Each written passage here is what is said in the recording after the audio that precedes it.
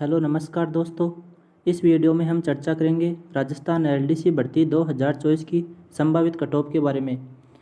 Video की शुरुआत करते हैं। पहली स्लाइड में हम चर्चा करेंगे कि इस पूरे वीडियो में हम किस किस बिंदु पर चर्चा करेंगे। पॉइंट नंबर 1 पर हम चर्चा करेंगे क्या पेपर आउट ऑफ सिलेबस था। पॉइंट नंबर 2 में हम चर्चा करेंगे क्या आउट ऑफ सिलेबस वाले पर्सन डिलीट होंगे। 3 नंबर पॉइंट पर हम चर्चा करेंगे एग्ज़ाम में उपस्थिति कितनी प्रतिशत रही। 4 नंबर पॉइंट में हम चर्चा करेंगे टाइपिंग के लिए नॉन टीएसपी कट ऑफ क्या रह सकती है। 5 नंबर पर हम चर्चा करेंगे टाइपिंग के लिए टीएसपी एरिया कट ऑफ क्या रह सकती है।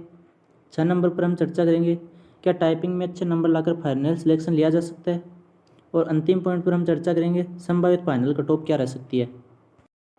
अगली स्लाइड में हम शुरुआत करते हैं।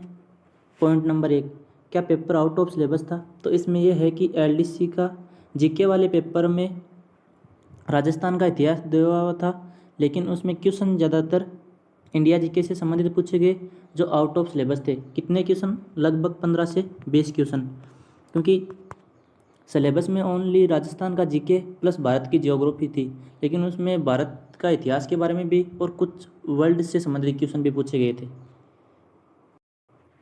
अगली स्लाइड में हम चर्चा करेंगे क्या आउट ऑफ सिलेबस वाले पर्सन डिलीट होंगे। तो इनका साफ साफ है कि 100% पर्सन डिलीट होंगे।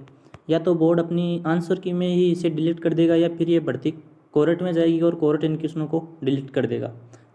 ध्यान में रखना ये पर्सन 100% डिलीट होंगे, क्योंकि एलडीसी का सिलेबस विस्तार से दिया हुआ था, हर टॉपिक वाइज सिलेबस दिया हुआ था, इसलिए ये पर्सन 100% डिलीट होंगे। अगली स्लाइड में हम चर्चा करेंगे पॉइंट नंबर 3 कि एलडीसी की एग्ज़ाम में उपस्थिति कितनी प्रतिशत रही। तो ध्यान में रखना है कि एलडीसी की एग्ज़ाम के लिए टोटल पास किए गए थे लगभग 76,000 लोगों को और उपस्थिति रही लगभग 70%। तो 76,000 का लगभग 70% होता है लगभग 53,000 से 55,000 लोगों ने एलडीसी का एग्ज़ाम दिया है। अगली स्लाइड में हम चर्चा करेंगे टाइपिंग के लिए नॉन टीएसपी कट ऑफ क्या रह सकती है। तो इसमें मेल की कट ऑफ और फीमेल की कट ऑफ हम चर्चा करेंगे। जनरल की मेल की कट ऑफ रह सकती है 66 से 67% तक और फीमेल की रह सकती है 62 से 64%। ओबीसी की मेल कट ऑफ 65 से 66% और फीमेल की कट ऑफ 62 से 63%। फिर ईडब्ल्यूएस में मेल की कट ऑफ 63 से 64%, फीमेल की कट ऑफ 58 से 61%। एमपीसी में मेल की कट ऑफ 60 से 62%, फीमेल की कट ऑफ 57 से 58%। एससी में मेल की कट ऑफ 58 से 60%, फीमेल की कट ऑफ 55 से 58%। एसटी में मेल की कट ऑफ 55 से 57%, फीमेल की कट ऑफ 52 से 54%। ध्यान में रखना है कि ये कट ऑफ मैंने जूनियर अकाउंटेंट को ध्यान में रखकर बनाई है। आपको ये कट ऑफ ज़्यादा भी लग सकती है, लेकिन इतनी कट ऑफ जाएगी। अगली स्लाइड में हम चर्चा करेंगे पॉइंट नंबर 5 टाइपिंग के लिए टीएसपी एरिया कट ऑफ क्या रह सकती है।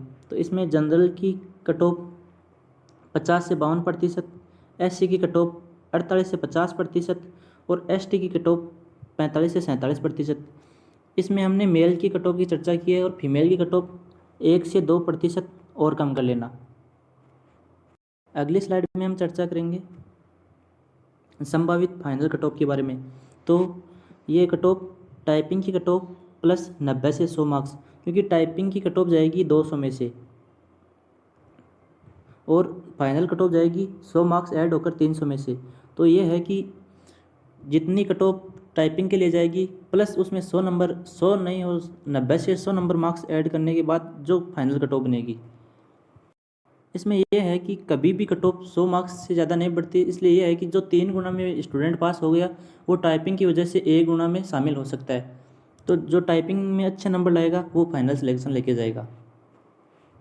अगली स्लाइड में हम चर्चा करेंगे क्या टाइपिंग में अच्छे नंबर लाकर फाइनल सिलेक्शन लिया जा सकता है। ये 100% है कि जो लगभग 13,000 लोग पास किए जाएंगे 3 गुना में, जो लड़का इनमें आ गया ना वो फाइनल सिलेक्शन 1 गुना में भी ले सकता है। किसकी बदौलत? टाइपिंग की बदौलत, क्योंकि टाइपिंग 100 नंबर की होती है और कभी भी कट ऑफ 100 नंबर फाइनल नहीं बढ़ी है अभी तक। तो ध्यान में रखना है फाइनल कट ऑफ 90 से 100 तक बढ़ती है।